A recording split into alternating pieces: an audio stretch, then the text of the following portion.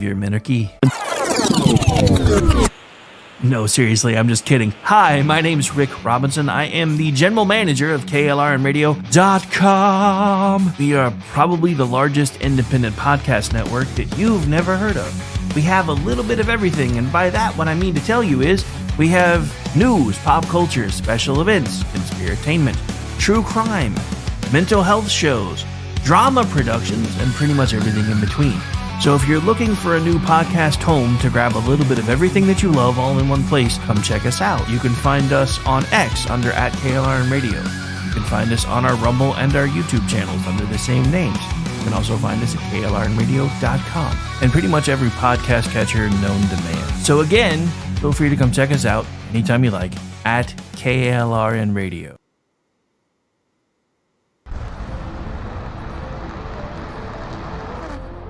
Are you ready to reach for the stars? Tune in to The Lost Wanderer, the #1 monthly podcast on good pods in astronomy. Join our host, Jeff, as he takes you on an interstellar adventure to explore the mysteries of space and the wonders of science. From rocket launches and distant galaxies to the latest discoveries in astronomy, each episode is a thrilling ride through the cosmos. Don't just gaze at the stars. Come explore the universe with us. Follow The Lost Wanderer wherever you get your podcasts, and let's discover the stars together.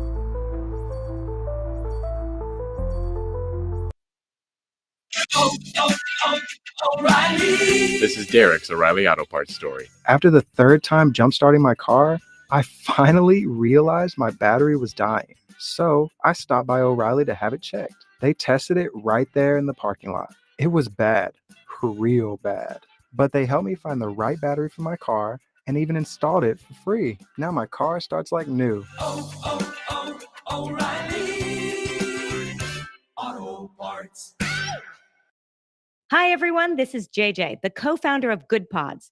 If you haven't heard of it yet, Good Pods is like Goodreads or Instagram, but for podcasts. It's new, it's social, it's different, and it's growing really fast. There are more than 2 million podcasts, and we know that it is impossible to figure out what to listen to. On Good Pods, you follow your friends and podcasters to see what they like. That is the #1 way to discover new shows and episodes. You can find Good Pods on the web or download the app. Happy listening. KLRN Radio has advertising rates available. We have rates to fit almost any budget. Contact us at advertising@klrnradio.com.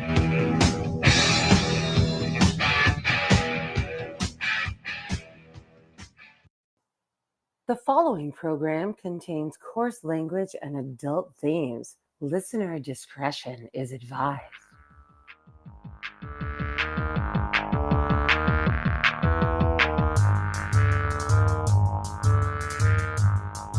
I listen to a lot of true crime.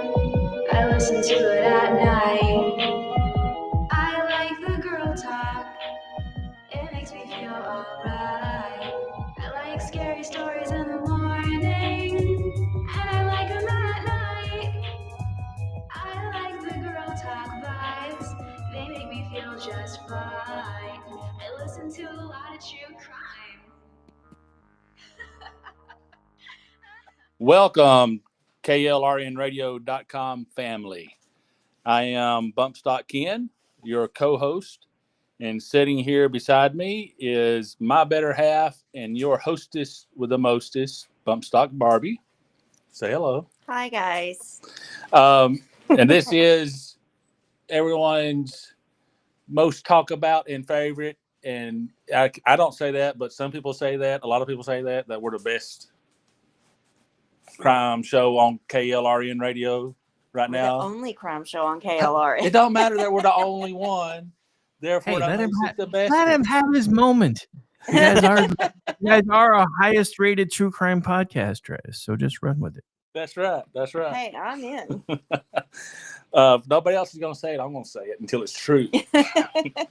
But this is Front Porch Forensics. You can find us at FP_forensics on X.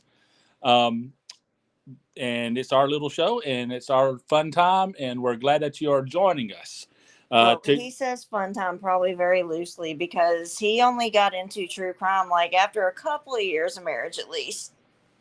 Yeah. So I rubbed off on you, but in easy now. in Okay. in a different way. I got what you're saying. But tonight's episode is the one about cults. This is part 6. Part 6. Helter, Skelter. So I know a lot of you fans out there is going to pick up on that immediately. What this episode is going to be about. Yeah, I mean, when you talk cults, this is like this name comes up immediately. Oh yeah, always, every time. Like you got Jim Jones and you got Charlie Manson, and we did Jim Jones last week. So, so now tonight is Charles Manson and his family. And we got a lot of material to go through, so I'm thinking I'm just going to hand it off to you. And I say we're going to try to burn through a lot of the details of this pretty quickly. I will interject as needed, or if you need me to say something. Or just, even questions that you have, because, like, I think I've gone way more in depth in this than, like, most people do. Oh, yeah. Oh, yeah. But that's me in general, I think. Thanks for joining us. Get your friends to come join, too. Jump into chats. So we can see what everybody's talking about. And I've got the live chat up on my computer, so I can see what all you're saying. So if anybody's got questions, comments, or anything, y'all just jump right in. Yeah, and we will we'll add to it. And this is, it's called Front Porch Forensics for a reason. This is us just hanging out and talking about these things. Yep. So yeah, let's just dive right in. Charles Manson was born, actually, Charles Maddox in 1934, November 12th, 1934. His mother was actually Kathleen Maddox, and she was a 16-year-old prostitute at the time who had major substance abuse issues. He was born in Cincinnati, Ohio. His life did not get off to a very good start. Like, from the very beginning, we're talking about a very, very troubled boy. Daniel actually even found out something as a 6-year-old in school and everything. Charlie, because, again, his mother had her own issues. Yeah. Was a teenage, unwed mother and everything. The father is actually kind of unknown. It was the only thing I could find was, quote unquote, Colonel Scott from Kentucky was all I could find on the actual biological father. But yeah, again, because of the mother's quote unquote profession, I guess, and her substance abuse issues. I mean, she was an alcoholic. She was a drug user. So Charlie did not have the best childhood. No, not at all. And we actually see something come into play very early on when he was 6 years old. Oh yeah, he was always in trouble as a kid at school, but and it's funny because this comes back to play in his actual defense before he goes to prison too. The same defense. One day on the playground, 3 girls. Remember, these is 5 and 6-year-olds beat up a little boy on the playground, and when the principal and teachers broke it all up, a boy that was teasing Charlie. When the principal and the teachers broke it all up, and they was asking the girls, "Why in the world would you beat up this little boy?" And she said, "Well, because Charlie told us to. He wanted us to." And so they went and got little Charlie and said, "Hey, did you make these little girls beat up this little boy?" And Charlie's defense was like, "Hey, they only did what they wanted to do." So that comes back into play later on because he uses that same defense. And it's, again, 3 girls that... It was either 3 or 5 girls. I don't remember now, but I think it was 3 girls. The main ones that everybody knows about was the 3 girls. But I just think that that's so prophetic in a way. Because, I mean, at 6 years, buddy, sorry, Miko is very vocal tonight. Apparently he had something he wanted to say. Apparently so. Yeah. But yeah, I mean, at 6 years old, this boy knew already how to manipulate others into doing what he wanted them to do. Yeah, and like I said, from the very, very early age. So if he was already doing this at 6, he was already learning these skills. And you have to keep in mind, this was probably very early on, that age and everything was a survival mechanism for him. Because, again, dad was unknown. She was, mom was an unwed mother at the time and a teenage unwed mother. Addicted to alcohol, addicted to drugs. She was in prostitution. This was how this little boy learned how to survive. Because manipulating other people for his own personal gain meant that he lived. Mhm. Like, he made it to the next day, every single day. So there is that part of me that I kind of go back to the nature versus nurture thing.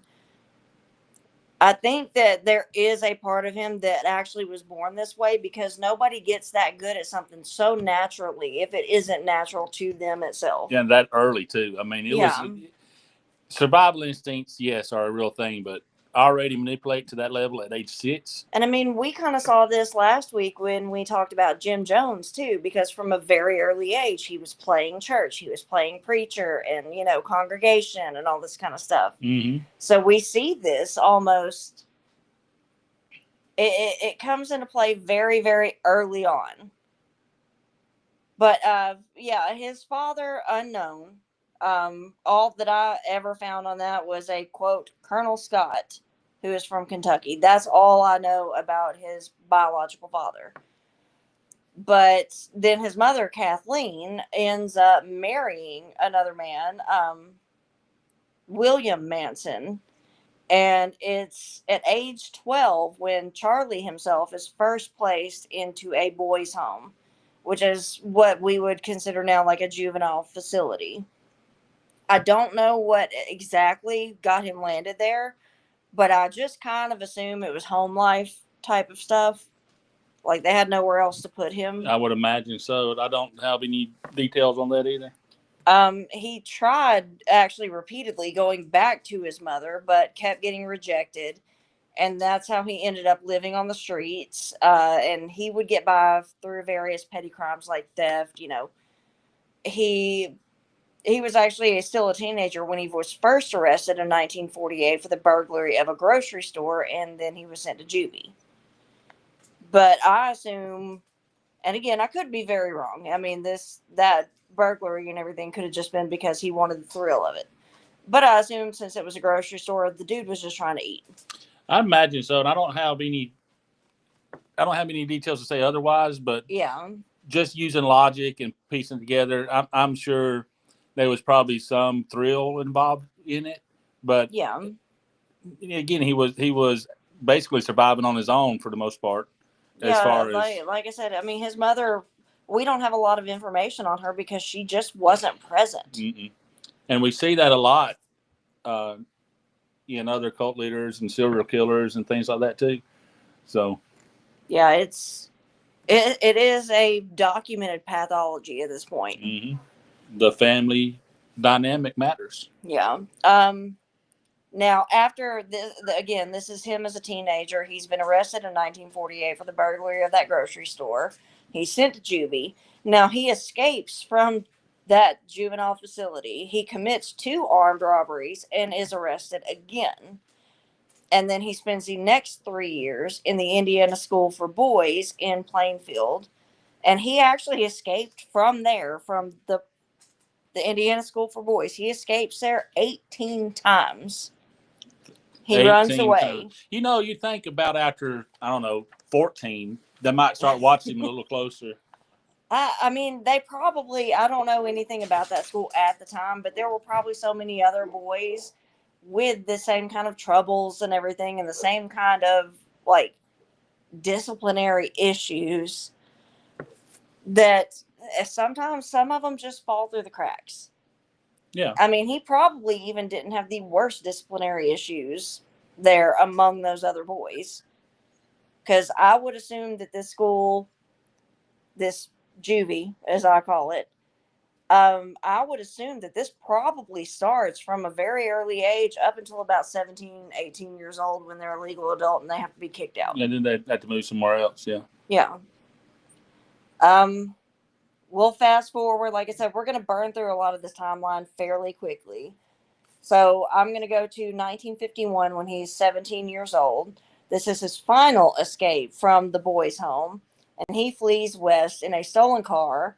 He robs what they guess is 15 to 20 gas stations along the way. He's caught in Utah. He's sent to the National Training School for Boys in Washington, D.C. A psychiatrist at this point who has evaluated him calls Manson a slick but extremely sensitive boy, which I do want to make note of that. Slick but extremely sensitive. That means that there is some level of empathy there. But I mentioned this last week when we did Jim Jones. A lack of empathy is characteristic of the antisocial personality disorder and narcissistic personality disorder. It is a trait of a psychopath, what we would generally call a psychopath. This actually, the lack of empathy can either be a conscious choice to either ignore the feelings and needs of others or to use the knowledge of their feelings and needs for their own personal gain. I think he falls into that. Yes, because again, he was described as a slick but extremely sensitive boy. So yes, he was able to pick up on the emotions of others. He was able to read them, and he was able to use them, even as a teenager at this point. And I think, too, that, and you can see it in some of the things, the way he acted, too, that he wasn't one of these cold, calculated, and emotionless people. He was full of all kinds of emotions. Oh, too, yeah. So. I mean, he was very angry sometimes. I mean, and he was able to hone in, especially at this time period in the U.S. And everything, which I'll kind of touch on later. But this is like getting into the early 60s into the 70s and everything. When this hippie movement was going on, when all these very young people, like sometimes even still minors, were runaways and they were leaving home and they were fleeing to California. Yeah, California was the place to be, the summer of love, you know. What I've always heard and is still one of the best descriptions to me is at the time that like all these murders happened, that was the death of the age of Aquarius. Yeah, where they said that the Manson murders killed it. Yeah. That was the end of it. That was the end of like the free love hippie movement kind of deal. And one of when the Tate murders, the Manson murders happened there, California had one of the biggest, quickest spots of gun ownership and guard dogs. And well, we also have to keep in mind too, this was at the time the Black Panther Party, and that movement was coming up. Racial tensions were at an all-time high. But for that area of Hollywood, it's spot. Oh yeah, absolutely. Following those murders. Because we got to keep in mind, we're like generally in the San Francisco area of California towards the end of this. Yeah. So yeah, the last act of criminal violence before the murders was actually in 1952, where Charlie actually rapes another boy, like in the juvie and everything. He actually rapes another boy while holding a razor to his throat. Kind of made me worry there for a minute when he said he raped him and paused. I was like, what? No, I'm not going into that much detail. Yeah. Oh, and I do have to go ahead and warn people. We're going to be cycling through some photos and everything, and some of them actually are crime scene photos, and I've chosen the ones that are kind of censored and blurred out a bit, but they are still like, I mean, very graphic. Honestly, these were brutal knife murders, so there's nothing pretty about this case. So, just fair warning ahead of time. The photos you chose for what it was are on the tame side, but they are, you can see the blood and all that kind of stuff. Yeah. So definitely there's a warning there for that. I know at least both of our parents, our sets of parents and everything, they have a harder time listening to our show when it's more graphic. And yes, those photos are going to be more graphic. So, mamas, daddy, if you're listening, like, y'all, this might not be the one for you. So I'll go ahead and say that, because as we cycle through some of those photos, they're rough. I mean, these are crime scene photos. There's no way to sugarcoat that Right. at all. Yeah. So in 1952, Manson rapes another boy, holding a razor to his throat. But when you say boy, it's not a child. It's around the same age as him. Yeah, we assume that this was kind of the same age and everything, because this was all in the boys' home, the boys' prisons and everything, the juvenile facilities that they were in. That's where this happened. So from there, Charlie's transferred to the Federal Reformatory in Petersburg, Virginia. Later this same year, so we're still in 1952 here. Later this same year, he's actually moved to a more secure facility in Ohio, and I couldn't find the name of that one. But he's moved from Virginia to Ohio at this point. I had that somewhere, but it doesn't matter. He's in Ohio now. So we're going to go to 1955. Manson now marries, like, he's out and everything. He's out. He marries Rosalie Willis, who was a waitress at the time. They have one child, who is Charles Manson Jr. At this time, Charlie Manson, dad and everything, our focus here, he is working as a parking lot attendant and I think also a busboy at a restaurant at the time. But as a parking lot attendant, he's arrested for stealing cars, and he gets 5 years probation for this. Right. So we're seeing this boy from a very early age, and not at 6 years old being like incarcerated in any form, but we're already seeing this kind of start to play out. We're seeing this personality develop. Yeah. So as he gets older and everything, he's starting to increasingly start to engage in more illegal activities, which actually does land him in juvie. Well, you see it escalates slowly. It builds. His. I don't know. Crimes. There's a part of me that thinks that he might have been testing boundaries at this point. Yeah, that's where I was headed with it. It's Yeah. like you see it escalating slowly at this point. His crimes are some pretty intense moments versus some smaller moments. Very just petty stuff. But like I said, it's a continuation. It never really stops. It goes, and it continues to grow. But like you said, I think each scenario, each situation he's in, What can I get away with? he starts now? testing his limits, where he is at the time and what he can get away with. Okay, so now we're going into 1956, where Manson is actually sentenced to 3 years in San Pedro, California, for violating the terms of the 1955 probation for stealing cars, Grand Theft Auto, basically. Mm-hmm. At this point, he has violated that probation. Now he's sentenced in California for 3 years. So we're going to go into 58. Rosalie has divorced Manson at this point. But she has retained custody of their son, of Charlie Jr., basically. He's released on parole at this point, and he actually becomes a pimp in Southern California. Well, when he was in the jail, that's who he hung out with. He actually learned that trade while in prison. Yeah, the thing is, I think that's another thing from juvie and in, these early years of prison and everything. This was not rehabilitating for him whatsoever. Mm-hmm. He was learning. He was adjusting this entire time. Exactly right. It's ridiculous. So in 1959, he's arrested again for forging a check, and he gets a 10-year suspended sentence, which just means that's your sentence. Like, it's not enforced unless you actually break a different law. You commit a different crime within that specified time frame. It's kind of like parole with a parole officer, kind of. Yeah, you don't have to check in with anybody, but I mean, it was 10 years, so 1959. It's the ultimate speeding warning. Yeah. Yeah, you get that speeding warning if they catch you for anything else. Within that 10 years, within that 10 years, if you do something else, you're going to be arrested and you're going to serve that 10 years now. So this is what's happened. He was arrested for forging a check, gets a 10-year suspended sentence. So now we're in 1960. He has remarried. Oh, do you know how he got that suspended sentence? Why they didn't just go ahead and throw him in jail? No.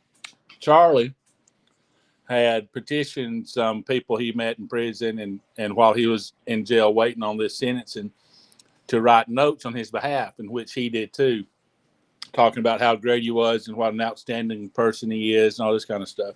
Yeah, keep in mind at this time he's already kind of gaining followers. Right. And then this one girl, Leona Stevens, who we'll talk about here in a second, She also went by the nickname Candy. So writes a note on there and a letter to the judge claiming that she and Charlie were just married and was pregnant. And the judge took all that in consideration, and she actually testified in front of the judge and just cried. The waterworks, made this whole big mess about it. The show. The judge actually felt for him, and and that's why he suspended the sentence. Now, felt that the was sympathy. I mean, they tugged the heartstrings hard there. And that was in 1959. And now you're about to move to 1960, where they actually get married, and then later that year they have a child. And Leona at this time that they get married is 19 years old. Yes, and Leona is one of his prostitutes, basically. Yeah. Well, not basically, that's what she is. And she was one of the quote unquote sex workers that he was pimping out, basically. And this now we're only a year after he gets his suspended sentence. And in 1959 they were dating, still pimping her out, but dating, and that's why she went to bat for him, so to speak. And I don't know if he actually married her to reward her for doing that or what, but the reward system is very, very common in the leader or follower dynamic there. So I think he made his number one quote, air quoting here, his wife. But in 1959 they were dating but not married. And she wasn't even pregnant. That came later in 1960. Yeah, they get married in 1960.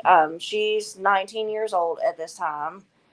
But he also ends up getting arrested for violating the Mann Act of 1910, which essentially it was also called the White Slave Traffic Act. And it made it illegal to transport women and girls for quote unquote immoral purposes. Which essentially these are human trafficking laws. Like you could not transport these women and girls for the purposes of sex. In 1910 is when it was made. Yes, the Mann Act of 1910. I like how they put it on there as the white slave against the anti-white slave. Yeah, that's exactly what it was called. The White Slave Traffic Act of 1910. But it was the Mann Act, M-A-N-N. Yeah. And Charlie is actually now arrested in Laredo, Texas, and he's transported back to California, where he now has to serve out the 10-year sentence that was suspended in 1959. Because remember, he violated another law right after he got his suspended sentence. So we're in 1961 now. Charlie's transferred to a federal penitentiary at McNeil Island, and at this time he claims to be a Scientologist. So we have a Scientology reference there, because in 1961 Charlie Manson said he was a Scientologist. Oh, really? So Charlie Manson decided he was going to be a Scientologist? Y'all can go hang out. Sorry, they're home, so we're sending them away now because this is rough.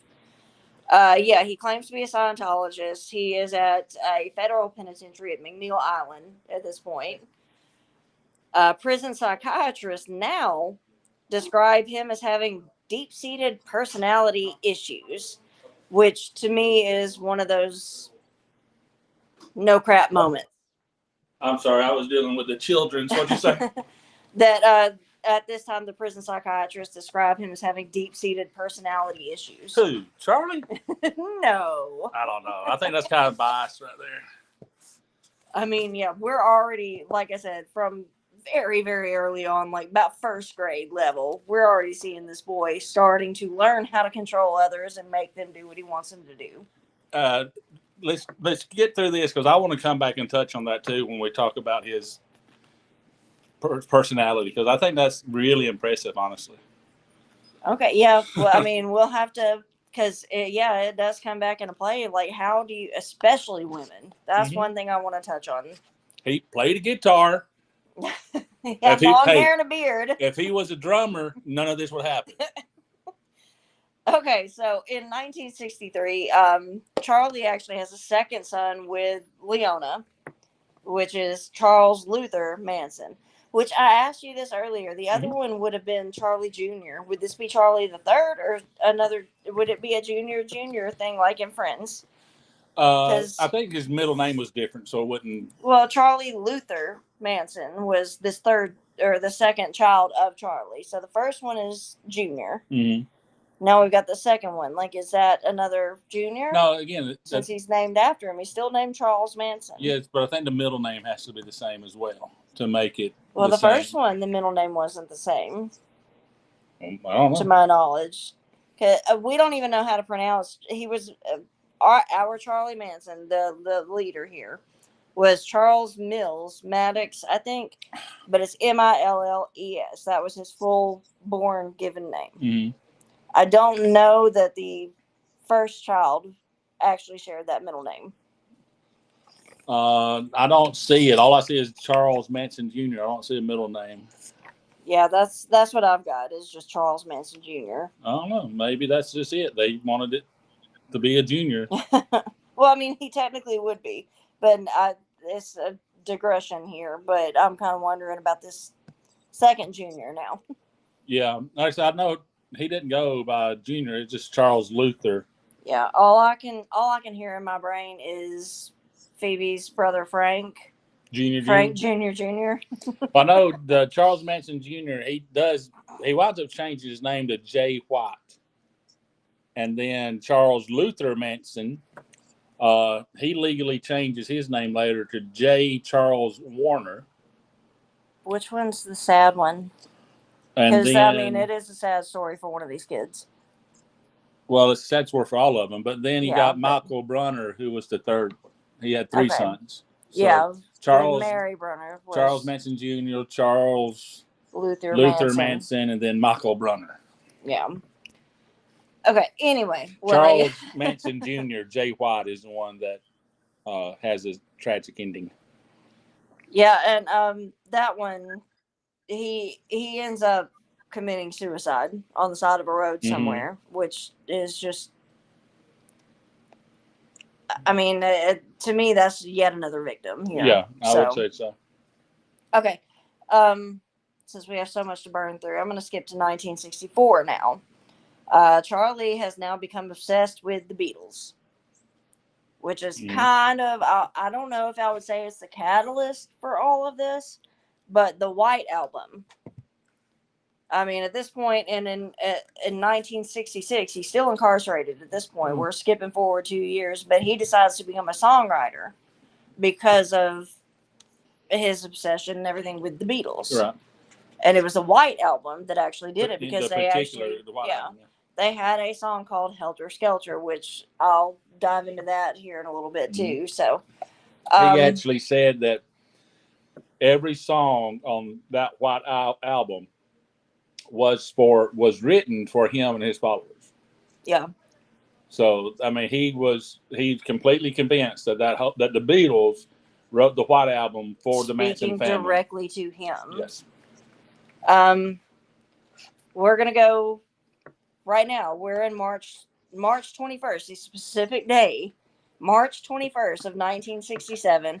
Charlie actually asks prison officials to let him stay in prison. But he had completed his sentence and was released. Yeah, it legally. Like they could not keep him. Yeah, he had come up for parole before that, but they said no. But at this point, what was it, March whatever, 21st? Yeah. They was going to release him, and he flat out told them. He said, "I'm paraphrasing now, but he says, keep me in here. I will not do well out there." Yeah, I mean he actually had the presence of mind to understand I can't be out there with the public. I can't do this. He is quoted saying that the reason he wanted to stay in prison is because people in the real world will lie to you, but people in prison will tell you the truth because people in prison, when they lie, gets punched in the mouth. Yeah. He said, so the people in his mindset, the people in prison were more honorable And than the I people think outside because they there's didn't like. something else I think he also learned in prison, because in prison everything is very regimented, it's very scheduled. You don't have to think about anything. Your day is pretty much set. You know exactly what's going to happen, what time it's going to happen, like very, very strict schedule and everything. And Manson even started to, after he leaves and everything, when he starts gaining his followers, he starts to tell them, if you think you're not a free person, Yeah. you need to not think about things. You just need to act. Right. So, I mean, I think that is something that was probably learned in prison, that he realized, okay, look, I'm seeing all these other people falling right into line when they don't have to think about everything. Right. Like, their entire day is scheduled. They don't have to think about it. They just do. Now, he himself was a big thinker. Oh, yeah. He didn't want his followers to think on their own, because once people start thinking on their own, then that becomes dangerous to him. Yeah. I mean, that's a lot of the followers that ended up not getting involved in the future crimes and everything were the ones who were thinking for themselves and kind of saying, no, I don't want to do this. Like, that's something too that I've always was interested in. Since you brought up the other family members, there's a handful that really done this. I think at the height of this, there were 35 confirmed. That's what I was going to say. Members, Living on that compound, there was over 30. Yeah, and this compound, as of right now, like when he leaves the prison after asking to stay, to be kept there, he heads to San Francisco to a deserted ranch owned by a man with the last name Spahn, Spahn. Yeah. This is like an 80-year-old man. They don't have any money. Like, these are, like, he just got out of prison. He has no job. They have no income. And there is actually one of his youngest, quote unquote, family members is a 15-year-old girl named Diane. And Charlie now tells her, you have to go sleep with this man so that he'll let us stay. And in a documentary, like, she is one of the surviving members who has spoken out. She actually wrote a book about her entire experience. I'll link it later in Twitter. But she is 15 years old at this time. She is our daughter's age. And he is instructing her, you have to go sleep with this 80-something-year-old man so that he'll let us stay on his property. Well, he didn't shy away from young ones either. When his first marriage, he was 19, and his wife... She was 16. She was 19, yeah. No, that's the second one. The first one, he was 19, and the wife was like 15 or 16 when they got married.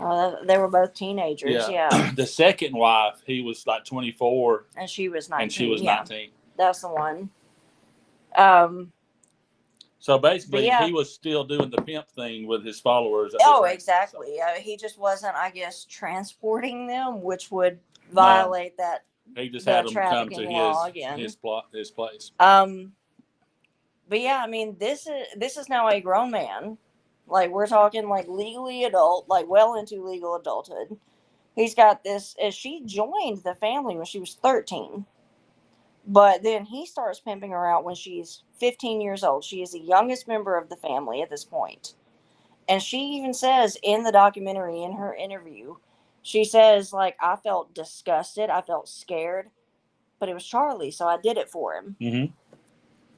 Like, I mean, he still had just this inexplicable control over these people.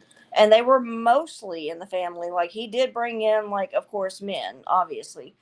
But they were mostly very young and impressionable women and girls at the time. And you're talking about how because here's one thing to remember. This was 60s, when this is going on 65, 60, we're into 67 now. Okay. So we're in the late 60s going into the 70s. Everyone is familiar with Charles Manson. Yeah. Safe to say. But what people when you mention Charles Manson, what people think of is in prison Charles Manson with a big beard, the long hair, the swastika, and all this kind of stuff. Yeah, it actually wasn't a swastika at first. It was an X. Yeah, it was an X. But the swastika is what everybody cares about. Yeah. But when you said how he was able to manipulate these women, you remember at this point height of the summer of love season, you The know. age of Aquarius was still in full swing. He was charismatic. He played the guitar. They lived in a commune, which was everybody's dream. And he didn't look like the prison Charles Manson. He was like, you saw me post on X earlier today, like that photo and everything. That's not an unattractive man. Yeah, he was a good-looking guy. Yeah. And he was extremely talented. Well, I say extremely talented. He was very talented guitar player and a great songwriter. I say he actually did have some musical talent here. So yeah, when I made the joke about if he was a drummer, it wouldn't work out, and that's why, because he would bring his guitar out, and at this point, the family, that's all they did. It was sex, drugs, and rock and roll, quite literally. Oh yeah, I mean, he would feed them like hallucinogenics all the time, and there were these big group sex, these big orgy events. Yep. For all of them. And they, but yeah, he was a good-looking guy. He was very personable with each member there. There were other interviews done where they said he had a knack for making you feel like you were the special one. You were his favorite. Yeah, they said people, some of the other survivors and stuff like that, talk about how, or members, I guess survivors still work, but some of the family members who interviewed later on talk about how personable he was. Is he would handshake, eye contact, he would hug you. Every time he talked to you, he'd be touching you in some way. Like he made you feel like you were the center of attention. This one woman was saying, or no, it was a man, I'm sorry, was saying when Charlie spoke to you, everything else was kind of went away. It was just you and Charlie because of the way he honed in, like he locked in on you, and he's the one who kind of made the rest of the world disappear. Which, keep in mind, these were most of his family, I think predominantly, were runaways. They were very young. Yeah. They were running away from home for various different reasons. And here is now this man who has made them feel like they're special, that they matter, that they are the center of the world. For a very young person, that's all you want to hear. You know? I mean, keep in mind how we all were when we were, 20, 21 years old. And even for some of them as a teenager, think about how you were as a teenager. The world revolved around you. We grow out of that if we're guided properly and everything. And we realize that, other people exist, other people matter. We're not the center of the universe. That narcissism goes away after a while. Narcissism is a trait in every single child, because it is look at babies. They're going to cry when they need to be changed, that when they want to be fed. It's all about them. They don't know any better. This is just a natural part of being a human being, Right. But Charlie honed in on this in people that did not grow out of it. He honed in on it. He used it. It's exactly what I was saying earlier with the whole lack of empathy thing. He used the knowledge of their feelings and what they felt like they needed. He used that against them. Right. For his own gain. So that's where I think the antisocial personality disorder comes in. And he would definitely qualify for narcissistic personality disorder too. 100%. Because everything was about Charlie. Yeah, everything. So, okay, we're still in 1967. Manson's his first follower was a 23-year-old woman named Mary Bruner, which we've already established that his third child, was it third child? Yeah, the third child. Came from her, Michael Bruner. Now, this was the first official follower at Manson's ranch. Yes. That joined them at the ranch. So, yeah, I mean, eventually we expand here, the family members, to 35 confirmed followers, which, again, the majority were young girls and women. And, well, there's also, at the time of the raid, when it all comes in, there's 7 children, small children. Oh, yeah, on the ranch as well. So. I say because some of these people, came and went. It was a free... they were allowed to leave if they wanted to. It wasn't like Joenstown or anything like that. They were allowed to leave if they chose to. So you had people coming in and out, especially these young women with their children. They kind of floated in and out. Well, and also, I don't know if they had official people that went out looking for new recruits, but I know the ones that did do the recruiting was primarily women as well. And so that's kind of they was able to approach and bring in. And they were only allowed to go out with a male chaperone of the family, like of the official kind of group there. Right. At least one of the men had to accompany them. It may be a guy and 5 women or whatever, but the guy had to go with them. But at the same time, like, those women were also told, like, hey, if you need to have sex with somebody to get them to, like, join in and everything, that's what you got to do. Yeah, that's the whole thing. It's like, I mean, these other guys were basically pimps too. Yeah, we was talking about it being a commune, and it really is. I mean, it fits the definition as too. The community worked together as a one, as a unit. Yeah, to meet the needs of the family. Even I mentioned those 7 kids. If the parents didn't raise the kids, they had nannies in a group. All these kids lived in the same little room together with just a handful of the followers, and they did all the raising. Yeah. Like, say, if you had a child, well, that child once it comes old enough to leave the mom, it went to that group. You didn't actually. Let's say Manson was a big believer in it takes a village to raise a child. Yeah. Like, he literally created his own village and was trying to raise up children in that dynamic. Mm-hmm. Now, around this time, it's not exactly known when, but he starts claiming that he is now Jesus.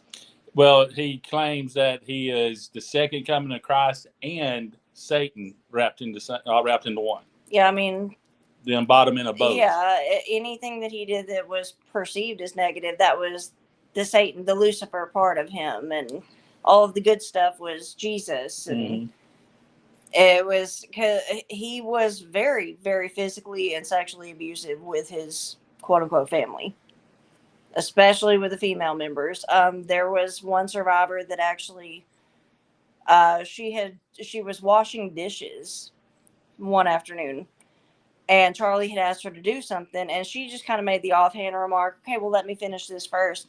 And this man beat her with an extension cord, used it as a whip, beat her with an extension cord. Right. So, I mean, physical abuse is heavy at this point. And like I said, it was obviously mental and emotional abuse too, but he would, if anyone, when he was giving his, he didn't really call them sermons, but when he was giving the speeches. It's what that would boil down to. Well, there's the only religious aspect of it is what he claimed. There was no Bible teachings. Oh, no. There was nothing biblical about this and one, a lot like of there was with Jones or and a lot of the others that we looked at, they was biblically based. But this one wasn't, other than his claim of being the devil and Jesus all wrapped into one. Yeah. But if anyone was to, during his long speeches, they would go a long time, just ramblings. If anyone in the family were to like get up and move around or speak or even whisper amongst themselves, he would rebuke them immediately. In front of everybody, because public humiliation is a tool that is used. But I thought it was interesting that it was mainly the women that he would rebuke. The men, he wasn't as hard on. Yeah, and I think he would even sometimes use the other men to punish the women. Yeah, it may not have necessarily been him, but I think sometimes he did tell the other men, okay, you got to punish her. Yeah, I mean, I didn't read anything like that, but I don't doubt it. It fits the mold, that's what happens. I mean, all of the signs are there for this. Yeah. That's speculation on my part too, but all of the signs are there for that, because that would be another way to control his male members, to see if he could get them to do what he wanted them to do. Mm-hmm. He was testing these people. How far are you willing to go? 100%, 24/7. He was testing them to see just how much they would do for him, how far they would go if he told them to do something. So, I mean, and again, the drug use and everything plays into this, because, I mean, that's actually a tool in brainwashing. Mm-hmm. We know with, like, the CIA, because there are actually, like, conspiracy theories out there that the MK Ultra or whatever, that Manson and everything was a whole psyop from them and whatnot. I don't really put any stock into that necessarily. Not at all. I don't either.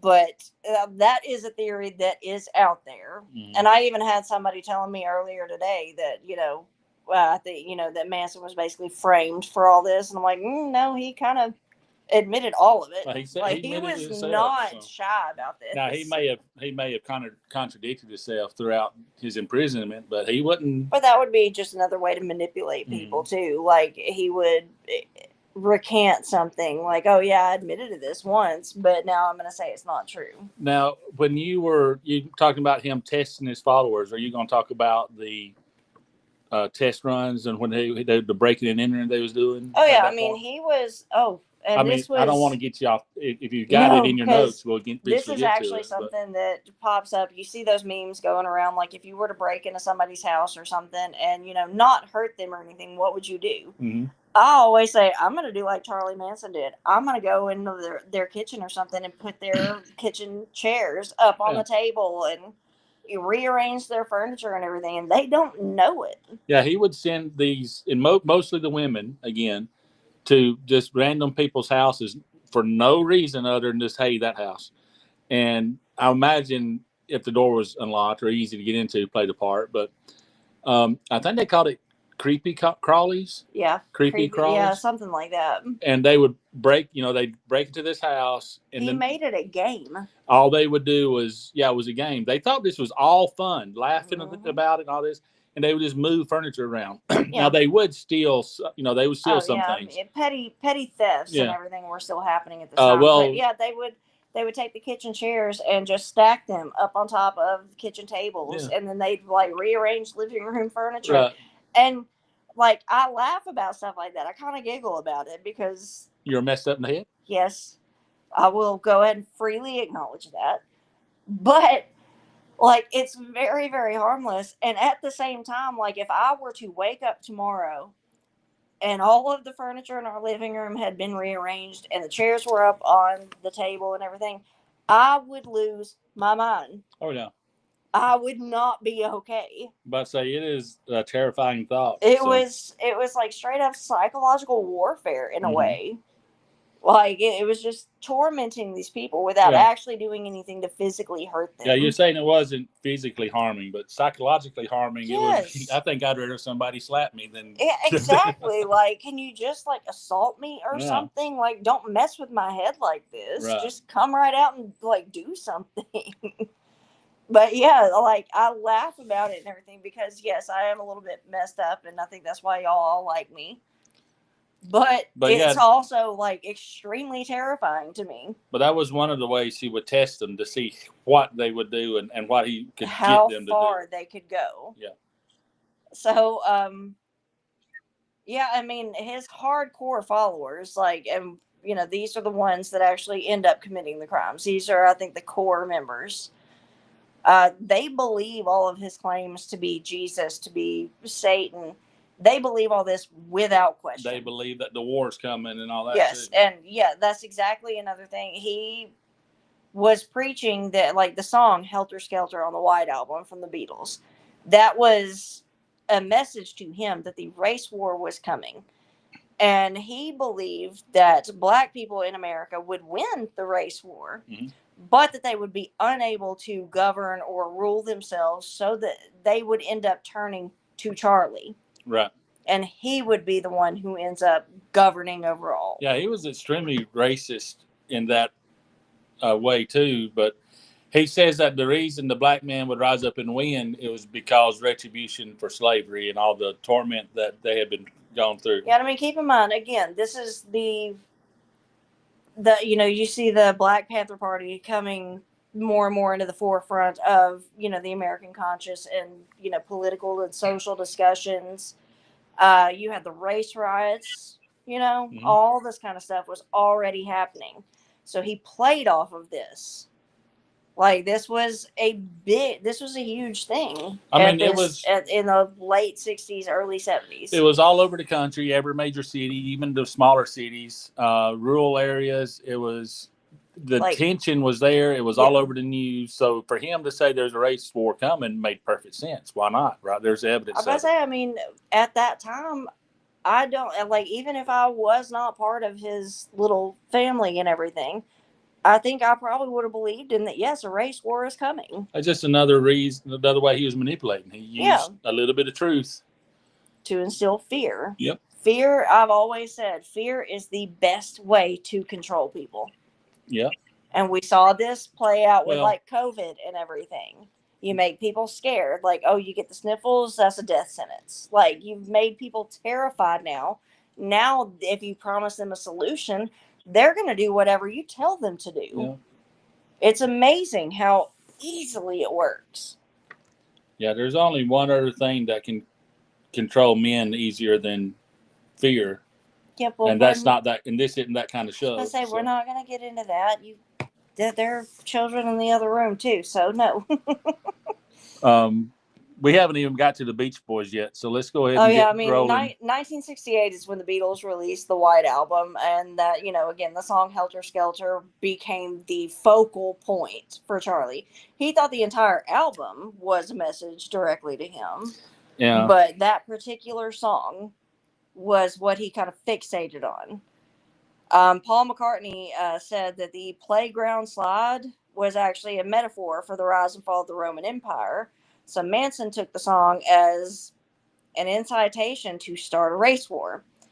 So he, and this kind of ties in, like, he had some kind of religious basis a little bit with the Jesus Satan reference, but he was also fixated on the idea of Armageddon that was foretold in Revelation. Yeah. So he thought that he could bring about Helter Skelter, which was Armageddon, which was this ultimate race war. That Did you know that Armageddon is just the name of the place where the battle's where the battle going in? takes place? Yeah. But everybody's adopted as the name of the battle itself. Yeah.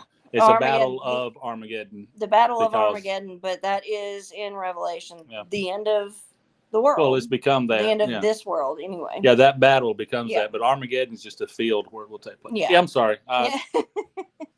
I congressed again. So yeah, he is pathologically deluded into believing that he is actually a harbinger of doom regarding man's future here on Earth. Yeah. Like, he has become completely fixated on this, and again, his hardcore followers, they've bought into this hook, line, and sinker. They do not question it. They don't doubt it. He said it, so therefore it is true.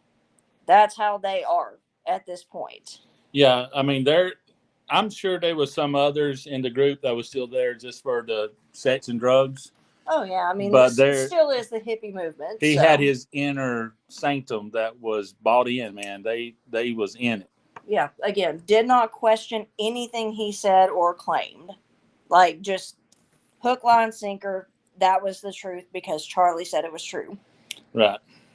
Okay, so now this is kind of where one of the most surreal turns. Yeah, this is so, like, I kind of love this case because of this, because you would not really connect it rationally. But prior to the murders, Dennis Wilson of the Beach Boys, he picks up two of the female family members who had been hitchhiking, and he ended up allowing them, Manson, and some other family members to stay at his home. So it was through this association that Manson was then connected to Terry Melcher, who was the son of Doris Day and a close friend and producer for the Beach Boys. Yeah, but we've got to.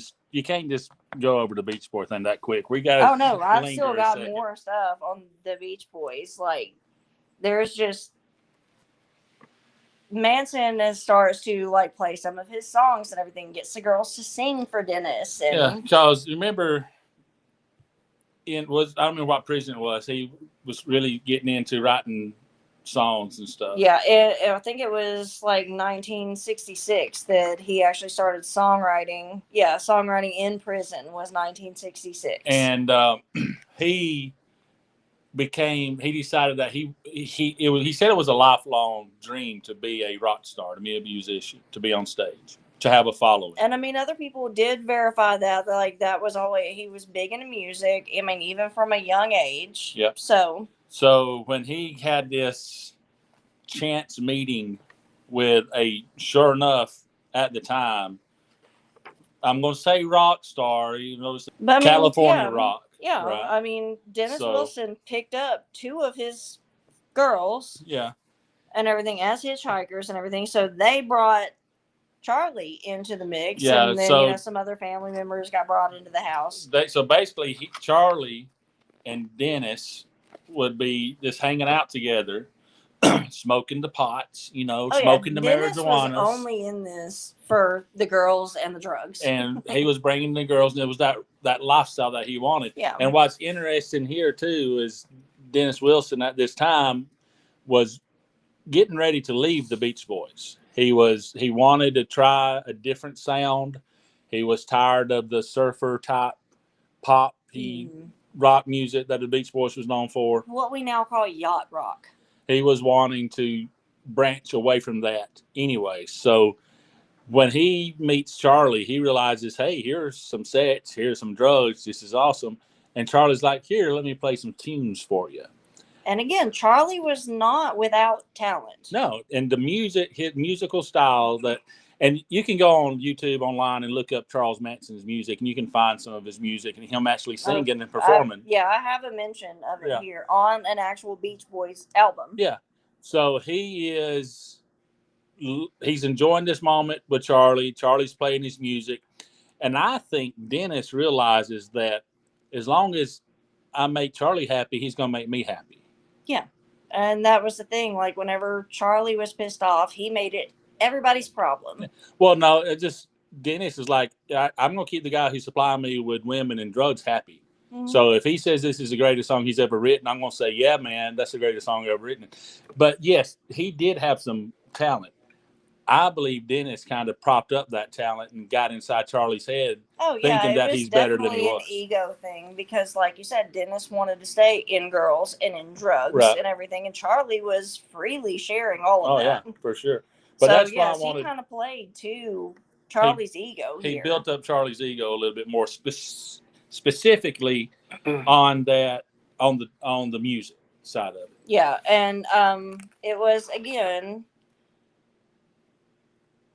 That's how Charlie Manson got connected to Terry Melcher, who, again, his mother was Doris Day, a close friend and producer for the Beach Boys. Mm-hmm.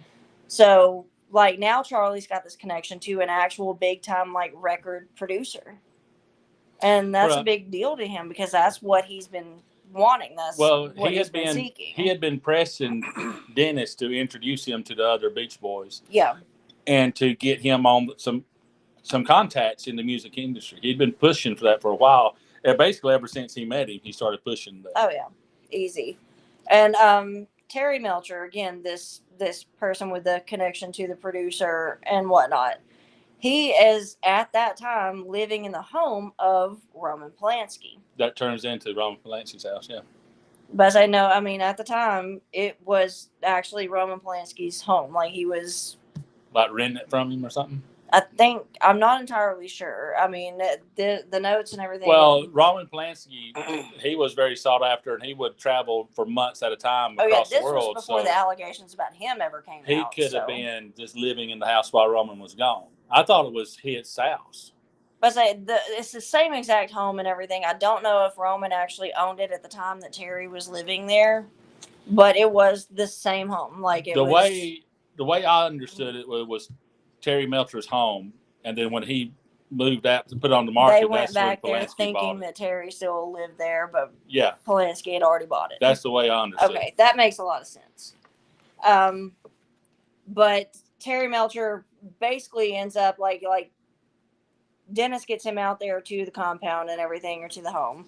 And, he's letting Charlie perform for him, having the girls sing and parade around. Yeah, it's the whole family. Yeah, the family band. What do you call it? The family band? Yeah, Charlie, the Manson family band? Yeah, they're trying to impress Terry Melcher so that they can get a record contract. Mm-hmm. But ultimately, there was no interest on Terry's part. Like, he just said, like, look, dude, I'm sorry. Well, actually, Dennis Wilson kind of told Charlie that, that first recording, he let him listen to a recording.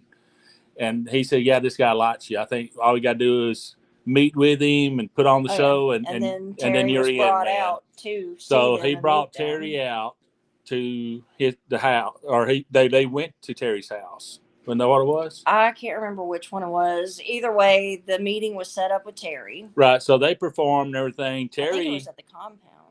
It might have been. Sure. It could have been. Yeah, it was, because they take Terry home. That's how they find out where he Yeah. is. So it was at the compound. They do this whole thing, and he's again surrounded by all these women, the drugs, everything's good. So he enjoys himself. And when he leaves, he tells as he's getting out, he says, Charlie asks him, he says, "So where are we at, man? What do you think? Do we got a deal?" And Melcher tells him, "You know what, man? I like what you're doing. I'll get back to you." And that's how he left. And Charlie, And didn't he kind of ghost him after Charlie? Charlie wanted. Charlie drove him and Tex and some others drove him in their car back to Melcher's house. To that home, yeah. So that's how they knew where On Terry Cielo Melcher Drive, lived. yeah. And then he gets out of the car, tells him, "Yeah, man, I'll be in touch," and leaves. Leaving Charlie thinking that it was a good fit. And, you know, things were going to progress from there. And then some weeks go by and there's no contact whatsoever, no phone call. So he's trying to get a hold of Dennis, trying to figure out where Melcher was, because he says Dennis led him to believe it was a done deal. And at that point, he's getting angry at Dennis on the phone, screaming at him, said, "Don't you know who I am?" Yeah. You know, and all this kind of stuff. Yeah, he's having a complete conniption fit. So that's when Dennis realizes, hey, this is not a good thing, man. Now, it is worth noting, Manson did record music at the home of Brian Wilson, who was Dennis's brother. Yeah. In a single titled "Cease to Exist," which was later renamed as "Never Learn Not to Love," was actually recorded on the 1969 album 2020 and was released as a single on the B-side. Yeah. So, yes, I mean, Manson actually did get a song on a Beach Boys album. Yeah, it wasn't a grand album. No. But even in Beach Boys, level, but wasn't it 2020 like Vision 2020? Yeah, 20/20. That's so what I was that thinking. Was the name of the album. Because it wasn't like spelt out 20. It was like you see on your eye chart, 20/20. Yeah. So 2020 Vision type thing. So, I mean, yeah, for anybody else, that would have been a huge deal, I think. Well, again, that's just something else that made him think he Better deserved that he deserved it. Yeah. So. But yeah, I mean, all of this has now kind of come to fruition. We've already got this man saying that he's Jesus. He is also Satan. He's going to bring about Armageddon via a race war. And he's going to be the one that the winners of the race war all come and, seek out to rule over them, essentially. We've already got all this going. Now he's pissed off and everything because his dream of being a rock star. Yeah, a prominent musician, a popular musician. This dream is not coming true. So, yeah, I do think that it was all the music stuff that was almost kind of a catalyst. I think it probably could have been delayed a lot longer had he been successful in his music endeavors. Oh, yeah. Yeah, basically what you're saying is the Beach Boys caused these deaths. No, I'm saying that him not being good enough and everything. I know, he didn't realize. Do what? Yeah. No, it's not the Beach Boys' fault. It's just that I think that they recognized, okay, this guy's probably not going to go very far, so we're just going to use him for the drugs and the sex and. Nah, screw the Beach Boys. So this is, and the reason Charlie taking Melcher home was important is because he realizes where he lives and he gets the address. This and was all this the house on Cielo Drive. Yeah. What is it? 159 10059. I have it written down, but okay. We'll go into now. It's March 23rd of 1969. We're less than 5 months before the murders. Yeah, so when it escalates, and that catalyst, like you said, was this moment that Melcher snubs him. Usually, that's how you see this, even with serial killers. Whatever that catalyst is, things pop off very quickly, very rapidly. Yeah, and the time that he met with Melcher and Dennis and all that, the time that he met with them, thinking that he was going to have this record deal, and the terminology now is being ghosted. Yeah. But they started ignoring him, wasn't returning phone calls and all that. the people that testify and talk about, Charlie at the time, they said that the music died in the compound. Yeah. That he was no longer playing music. His anger was escalating. They said the smallest things would set him off. Yeah. He become very physically abusive to the women, especially. Just if they walked by him and didn't acknowledge, and it would worth set him noting off. Too, that this man's like 5'2". He's 5 inches shorter than I am. Yeah. Wait, doesn't he have a podcast too on something about Manorama? No, that's a different. That's a different short guy. That's mean. That's a different short guy. So great show though. Highly recommend. I was not in on this. Do not blame me.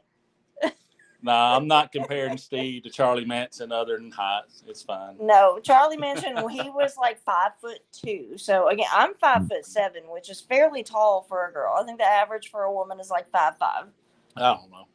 But like this would put Charlie Manson at least probably our daughter's height. Well, you said he was a Scientologist too. So there you go, Tom Cruise. Maybe they like short kings. Maybe. I don't know. Like that would kind of track, wouldn't it?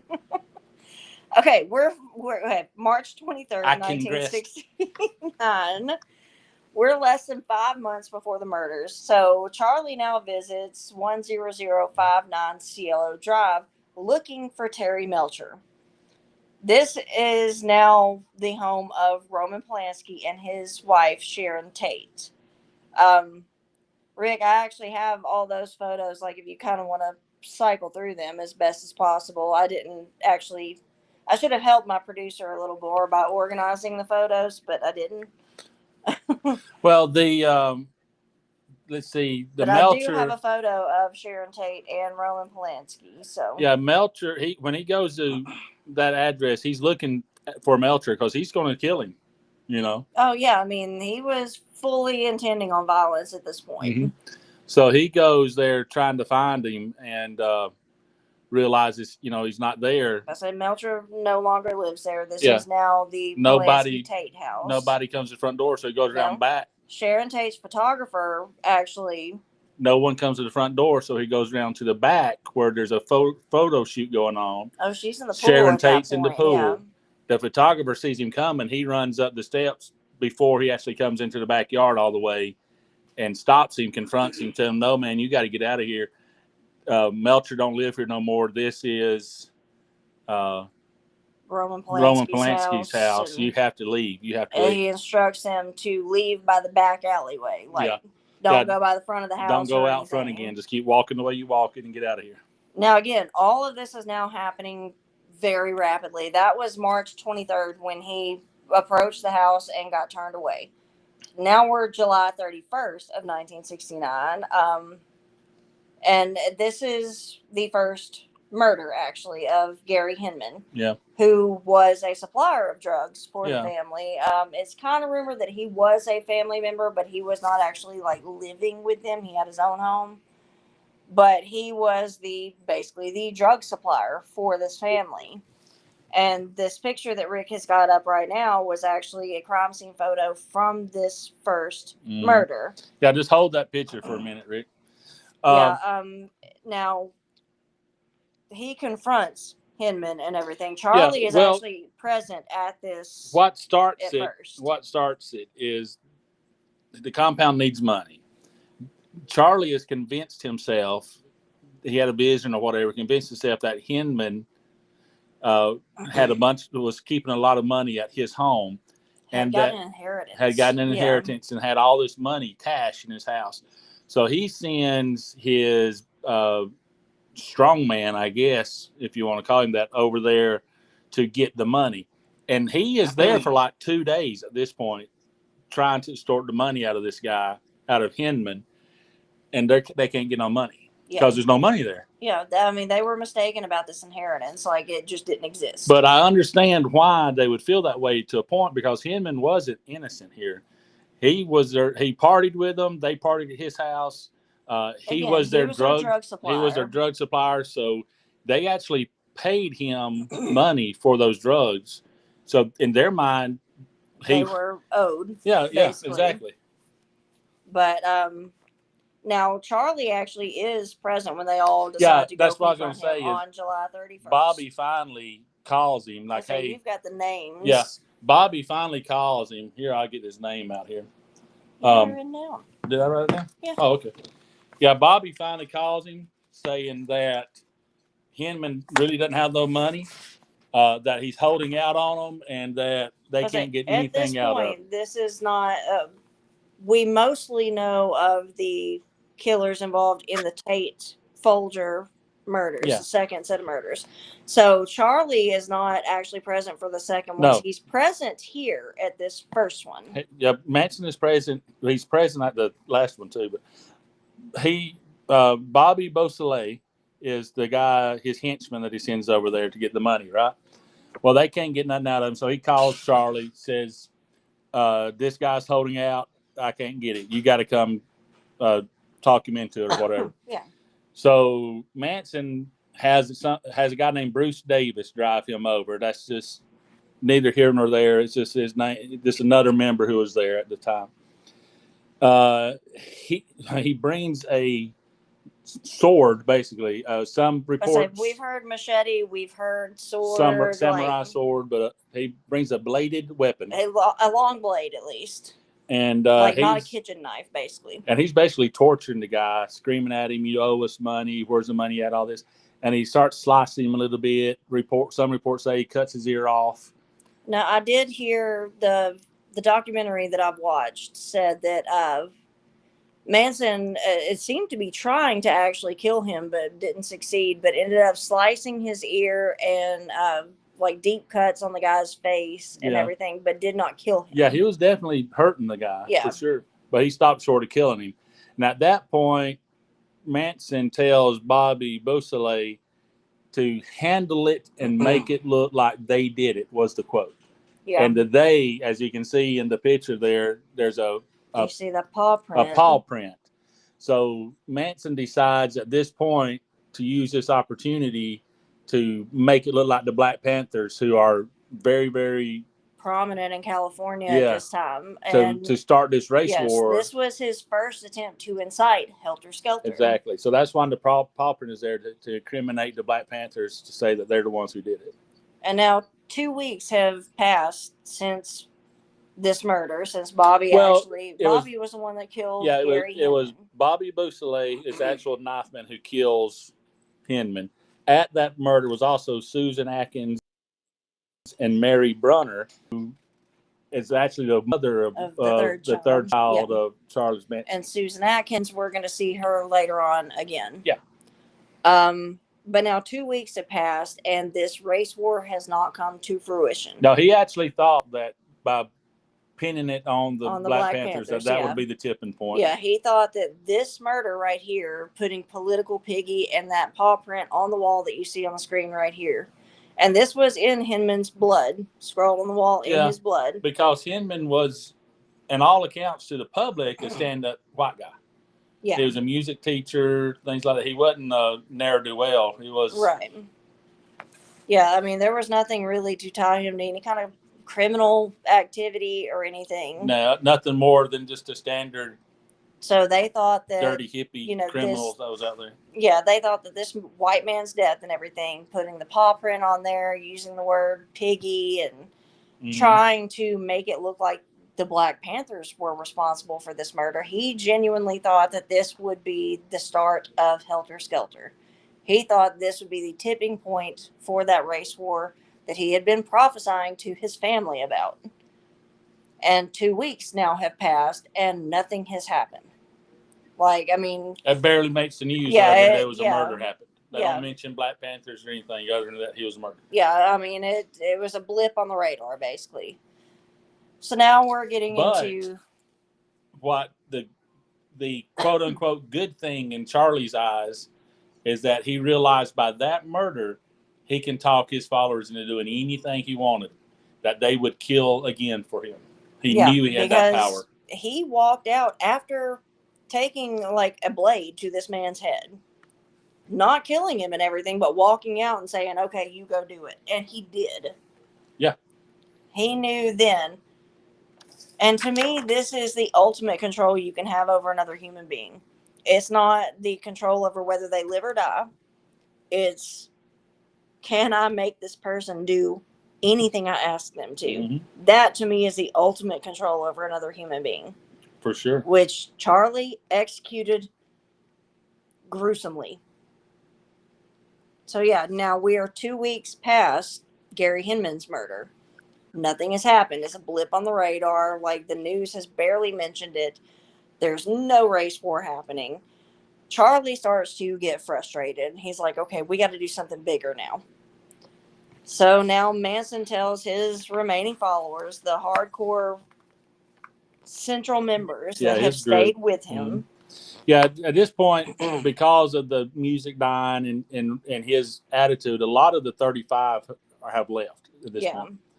But I mean, they always kind of fluctuated anyway, but his core members. The compound member, the family members have went down. The money's extremely low now because there's not as many people contributing.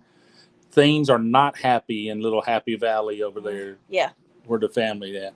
And but saying they had actually moved from the ranch in, what was it, San Francisco, the Spawn Ranch. They had moved from there to a different one in Death Valley, which I thought was morbidly appropriate. Mm-hmm.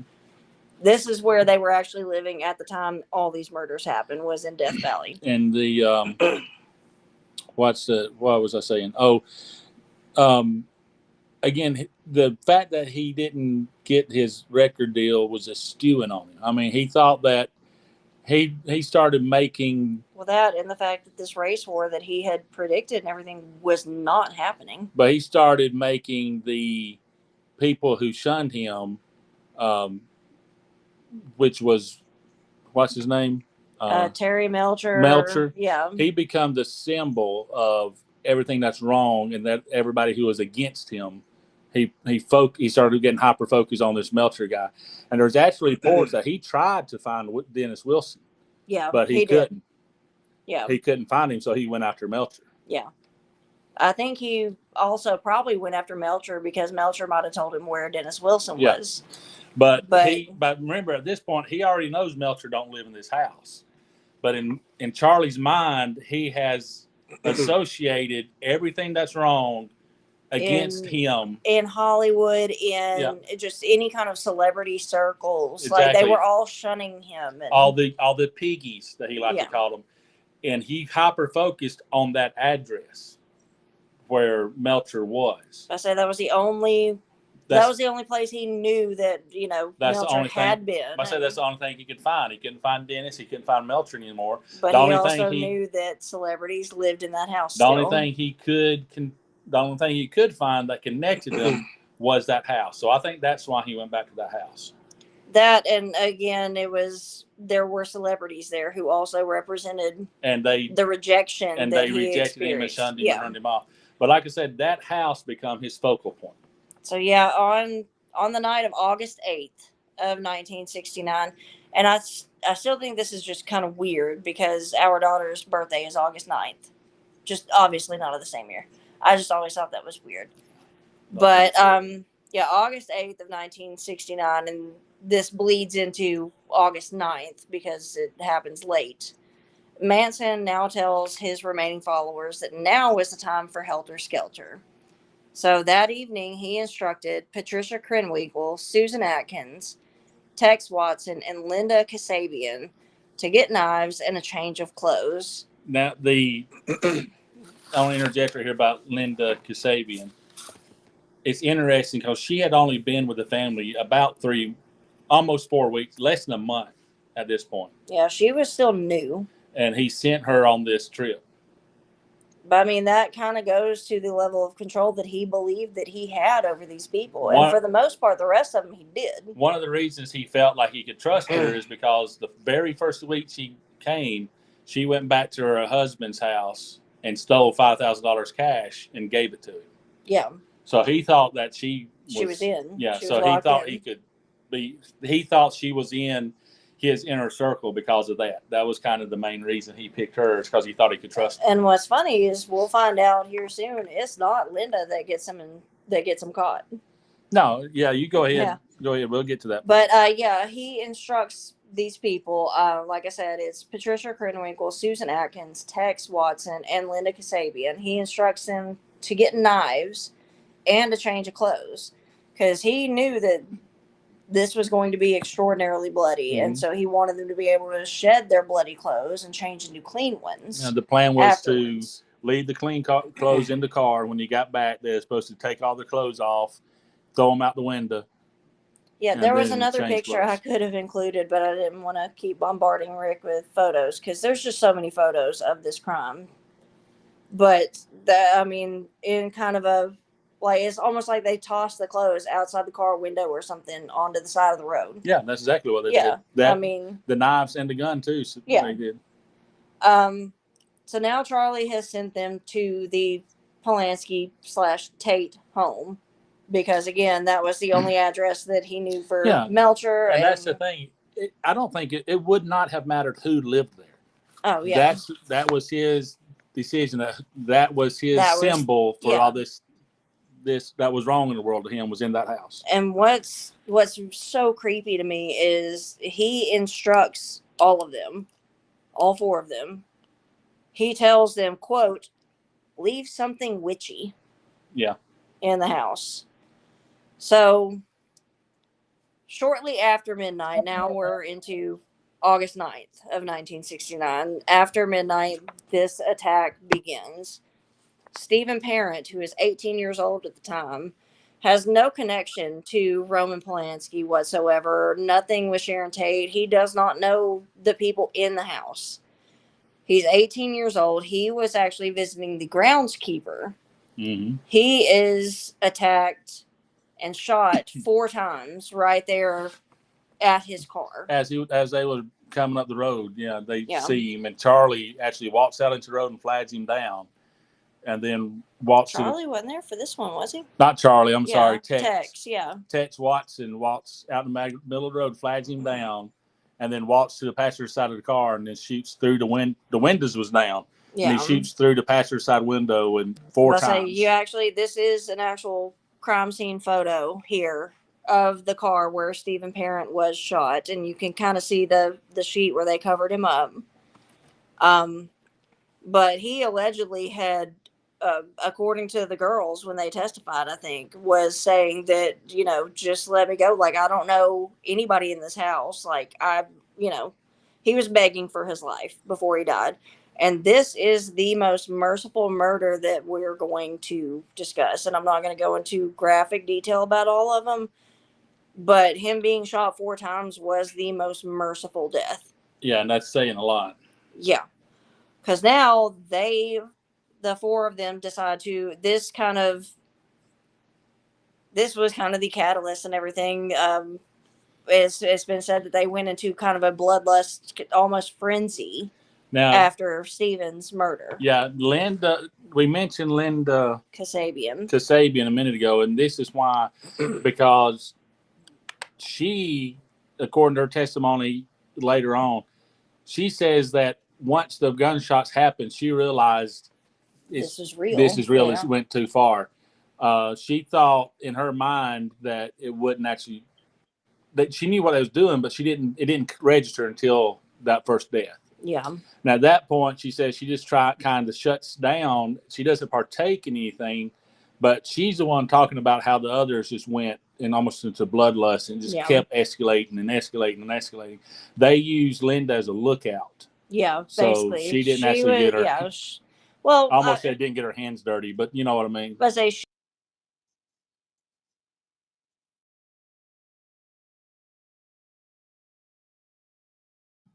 Uh-oh. I think we lost the bump stocks. One moment, please.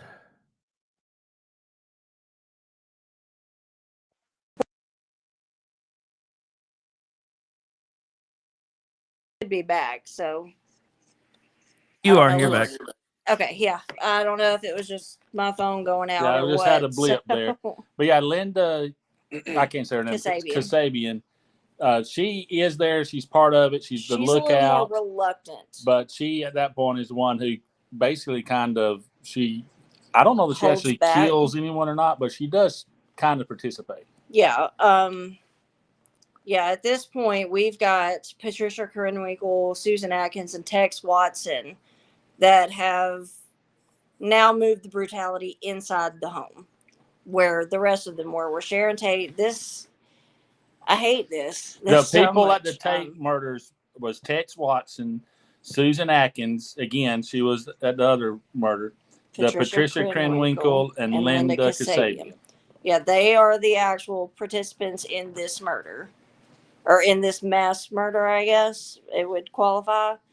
Mass is 3 or more? 3 or more in one location in a short amount of time. So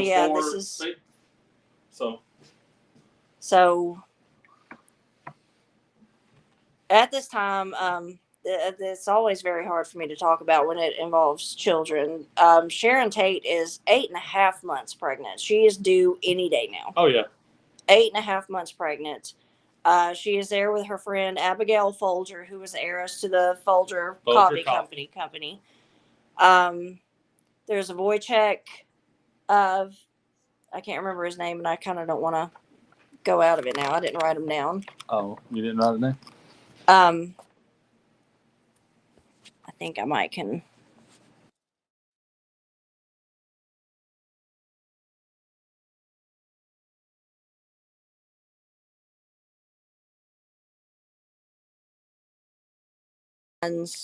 In the home at this particular time.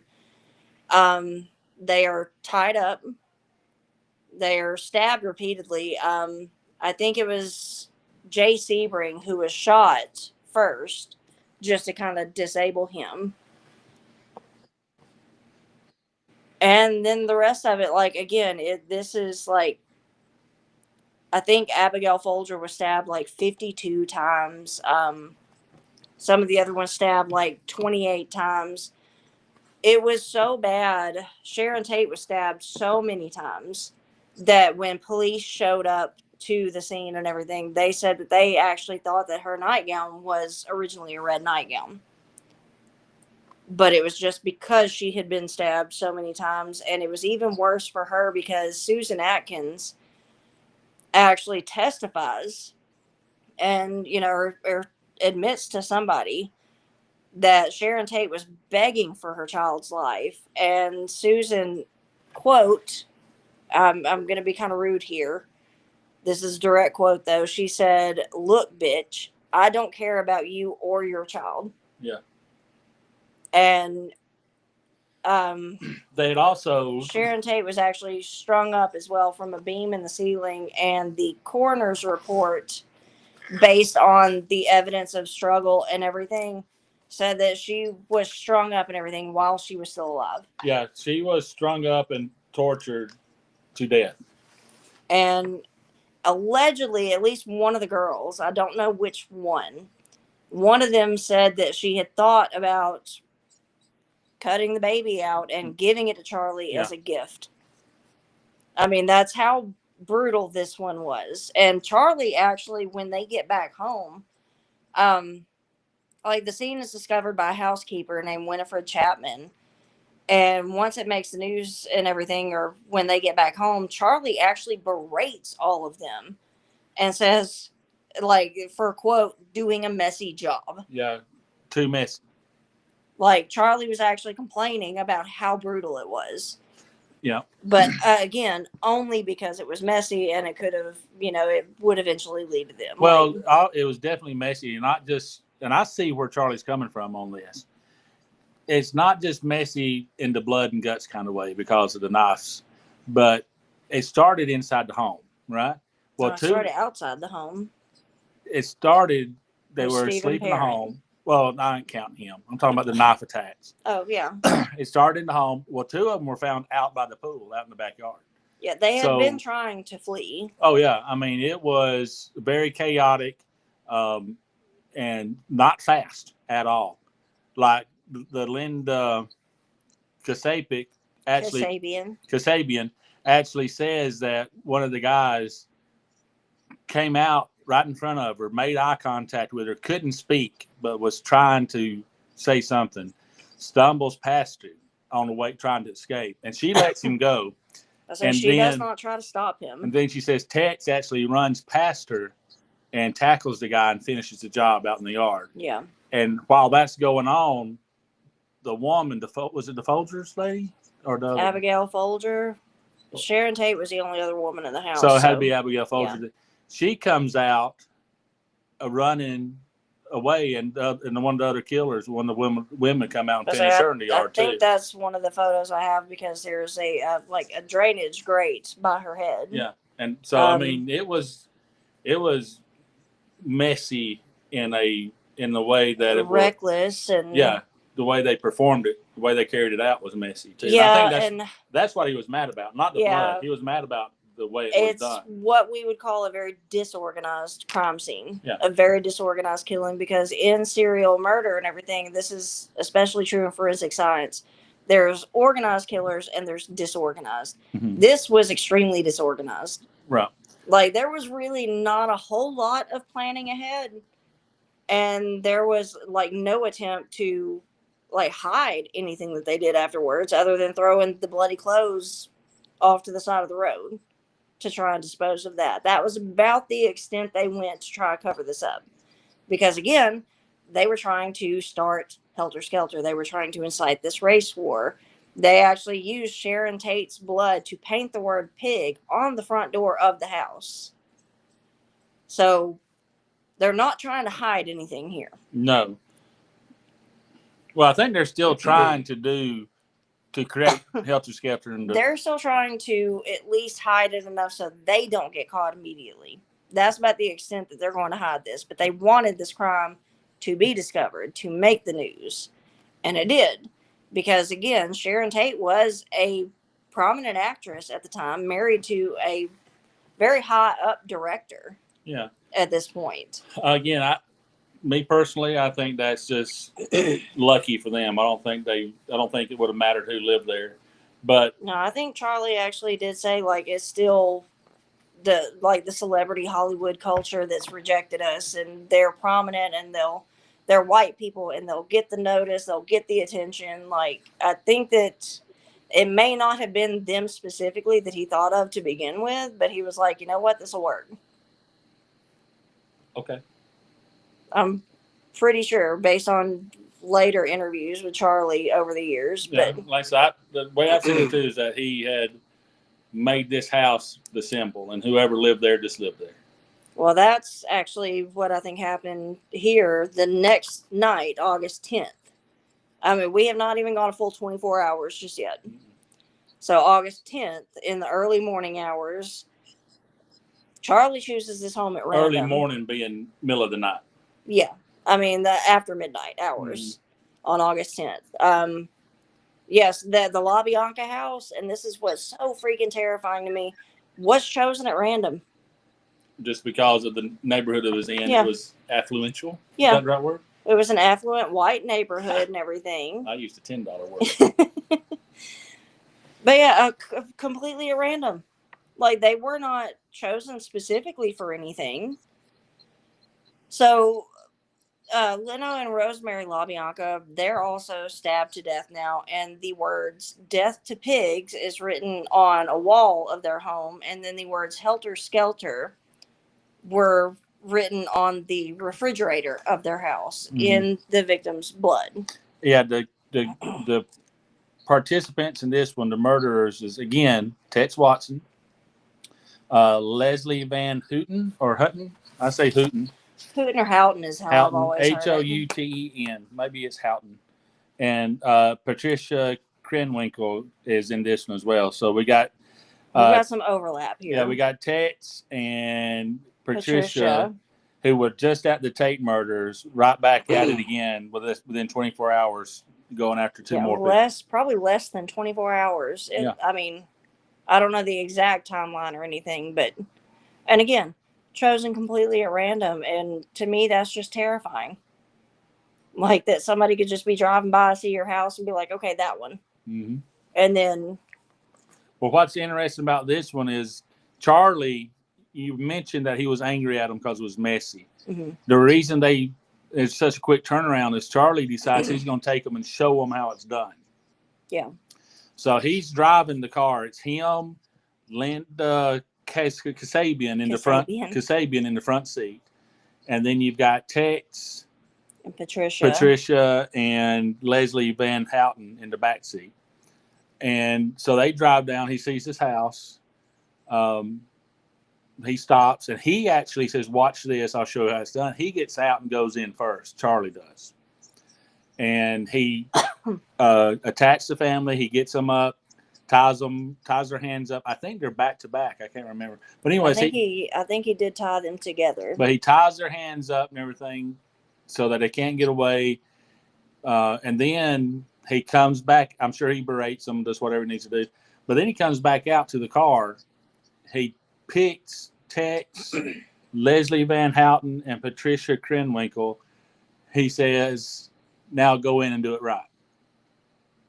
And I think the reason Tex and Patricia Krenwinkel were picked was directly because they were there the night before and he wanted to do them right this time. I don't know why Susan Atkins wasn't at this one, but instead of Susan, we get Leslie Van Houten. Right. So they are sitting there. At this point, it's just Manson and Linda Kasabian in the car together, and they're watching the house, and they can actually see movement, in the house, so they know it's happening. And while those murders are going on, Charlie takes Linda, and they drive off. They leave. Yeah. They leave them there at the house to do the dirty work. And I'll tell you why they leave here in a minute. But if you got something else, no, if we're still covering this, okay. So particular. I didn't know if you wanted to get into how they. I know they put pillowcases over their heads and they stabbed them as well. So. Yeah, I don't want to go into very graphic detail about this. What was unique about this one is the pillowcases was used, which they hadn't been used before. Again, it was a very bloodlust type moment, so there's a lot of blood and carnage inside the house. But what the three of them did once they were done is they all took a shower, cleaned up, and then they raided the refrigerator and ate dinner there afterwards with those bodies in the house, with their bodies laying on the floor. So while all this was going on, Charlie takes Linda and they leave. Linda had met a guy the week prior. Had been talking to him, and of course, when she gets back to the compound, and again her chaperones, she had to report that she met somebody. That's what you got to do. Well, Charlie says, "We're going to take me to where he lives."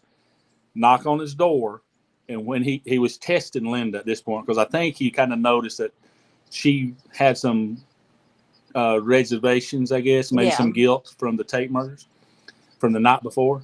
So he instructs her to knock on the door, and when the guy opens the door, verify that it's him, and don't say a word, just slash his throat, just kill him right there. And he was going to stand there and watch it happen. Yeah.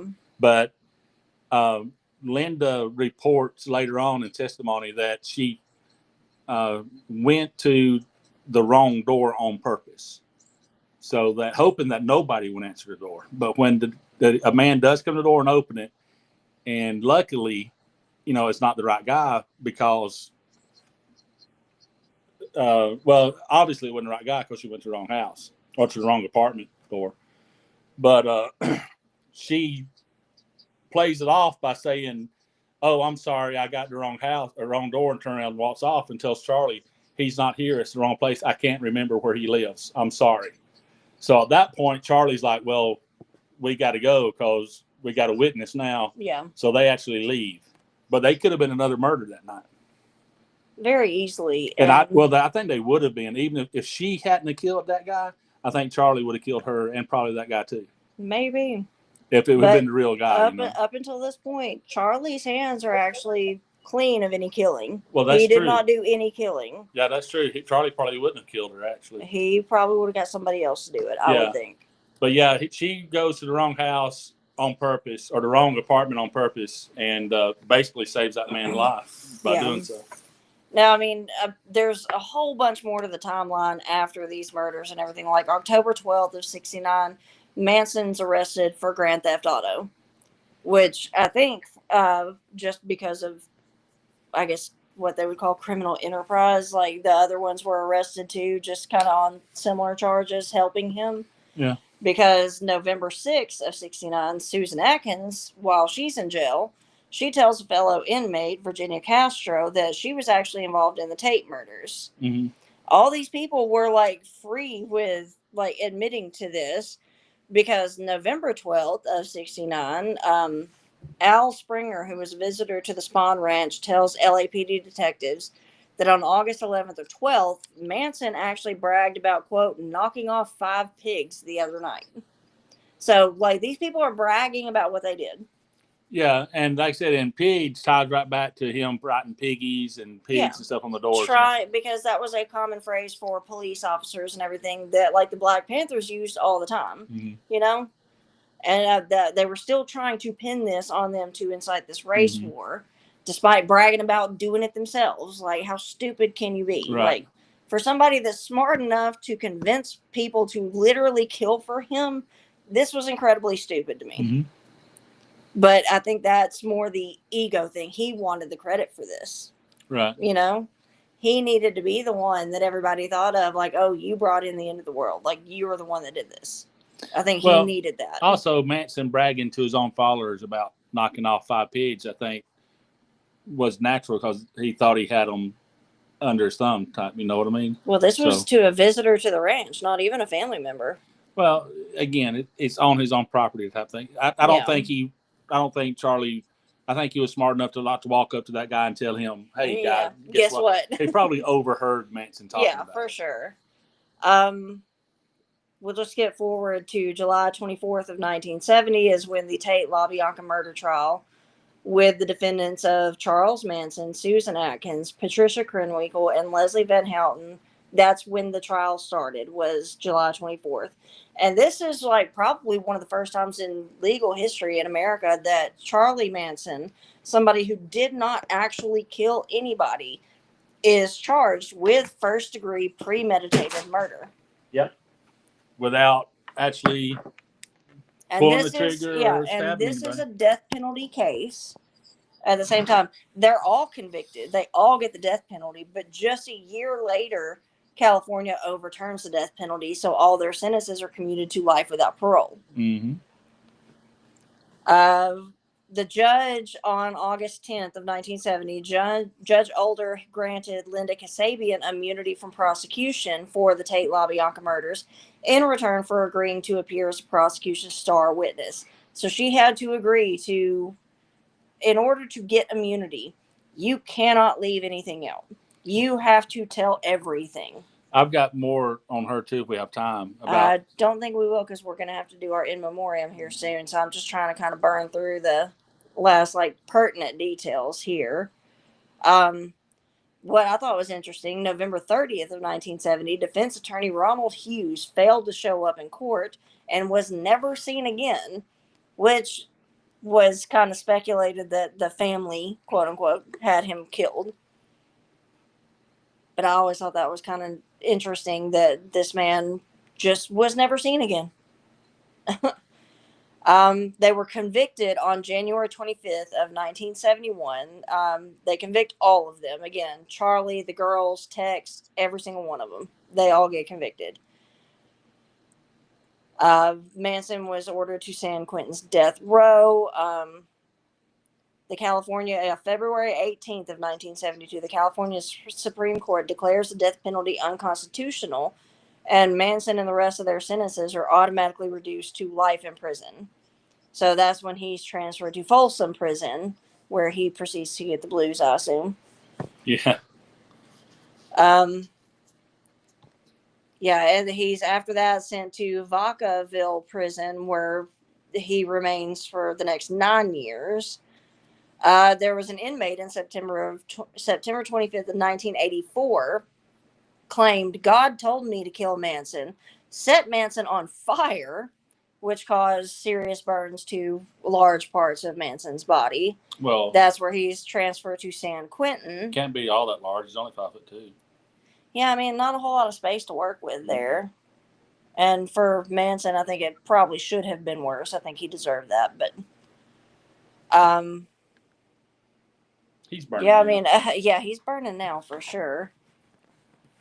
But the house actually, the house at Cielo Drive was demolished. It was just taken down.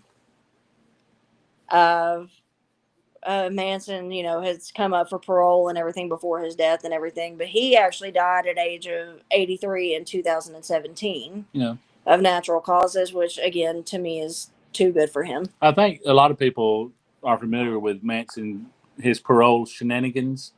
Yeah, because that's like you mentioned earlier, the swastika on his head started off as just a cross, like a plus sign kind of, and then he turned no, it it started as an X. He did that because he said he was going to cancel himself from society, and then like the girls put the X on their forehead, and that's why it was an X, and then he turns it into a swastika. But every time he'd come up for parole, he would act out. I mean, you could tell. And again, you can harken back to his first ever chance for parole. He told him, "No, I don't want to leave." It wasn't parole. It was just his sentence was up, and the prisons were overcrowded and all that stuff. So yeah, that was March 21st of '67. So, and I think every time he come up for parole, obviously it was going to be denied, but he did everything he could to make sure it was denied too. Yeah, he wanted to stay in prison. But yeah, again, I mean, we've covered everybody that was involved in this, but I always want to leave off with who we lost because of it. I did send Rick all 8 photos of the victims, so I'll ask him to put that up, and I'll read their names off for our in memoriam. They'll be in order too, from top left to the bottom. But I'll give him a second, cue up the photo of them, because this is one, it's not like Joenstown or anything. There's not 900 victims to memorialize here, so I can actually do it live this time. Hang on, computer's being dumb. Oh, you're good.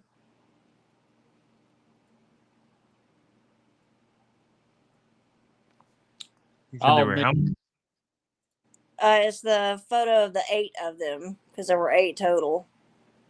Okay. Well, of the victims? 9, actually. I'll mention that one. Is that them? Yeah, okay. That's all of them. And again, from the top left, I'll start from there.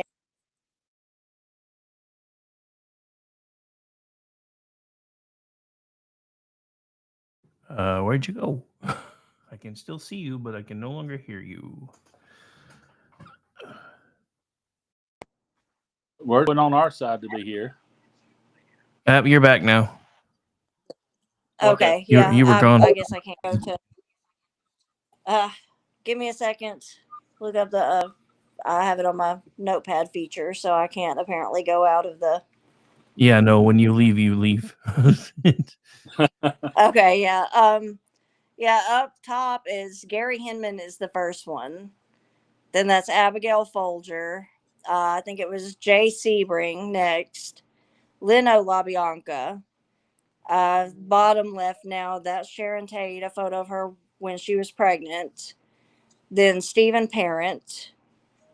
And then that's Wojciech Frykowski. And Miss LaBianca, what was her name? Rosemary. Yeah, Rosemary. Rosemary LaBianca there at the bottom. And I do want to make an extra mention in our in memoriam of the unborn child that was killed when his or her mother, I think it was a boy, Sharon Tate, when she was killed, we lost him too. Yep, he counts. He matters. Yeah, I mean, again, she was 8.5 months pregnant. She was due any day. Yeah, Leno LaBianca and Rosemary LaBianca. Yeah. So yeah, we've got Gary Hinman, we've got Abigail Folger, Jay Sebring, Leno LaBianca, Sharon Tate, Stephen Parent, Wojciech Frykowski, and Rosemary LaBianca. Those are the ones that we lost over the course of between July and August of 1969. Mm-hmm. But I think that will. Was Hinman on there? Hinman's the first one. First one, okay. Yeah, I'm sorry. I apologize because I was trying to find names because we had a little bit of a malfunction, but my apologies for that. But yes. Yeah, I didn't really. We have to do this on my phone because apparently it like glitches out when I try to do it on the laptop here Yeah, late. hates our laptop. So I couldn't go back to my notepad feature to get the names. So Daniel had to pull them up for me. But yeah, like I said, it's Gary Hinman, Abigail Folger, Jay Sebring, Lino LaBianca, Sharon Tate, Stephen Parent, Wojciech Frykowski, and Rosemary LaBianca and Sharon Tate's unborn son. Yep. We had 9 victims over the course from between the end of July to the very early part of August of 1969. Yep. But I think that will conclude us. So y'all can. We usually always tell you where you can find us. I'm Bumpstock Barbie on X. I also write for Twitchy, and I've got my author page in my bio there.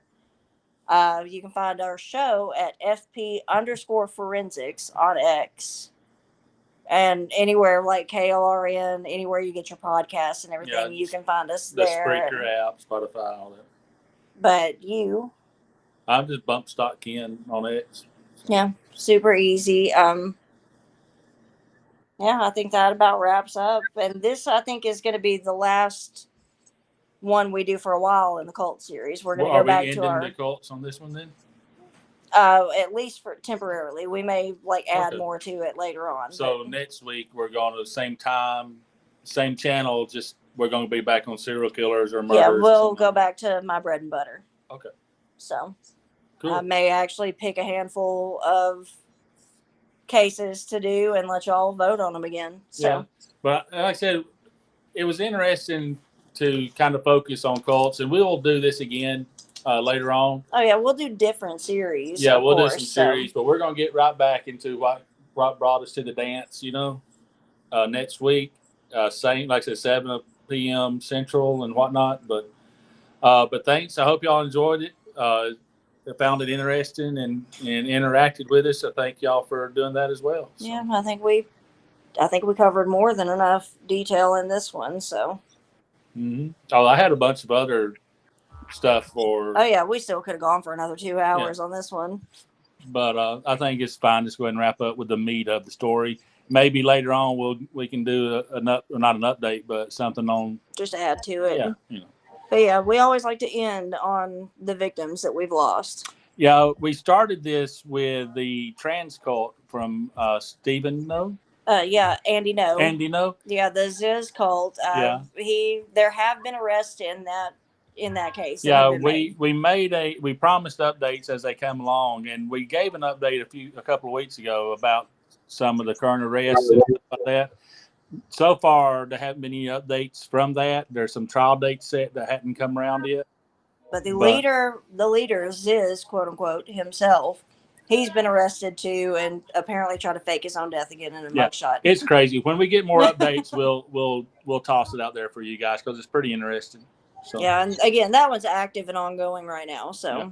But thanks for joining us. We'll cut y'all loose tonight, and we love to see you next week. Yeah. So. Good night, you guys. I listen to a lot of true crime. I listen to it at night. I like the girl talk. It makes me feel alright. I like scary stories.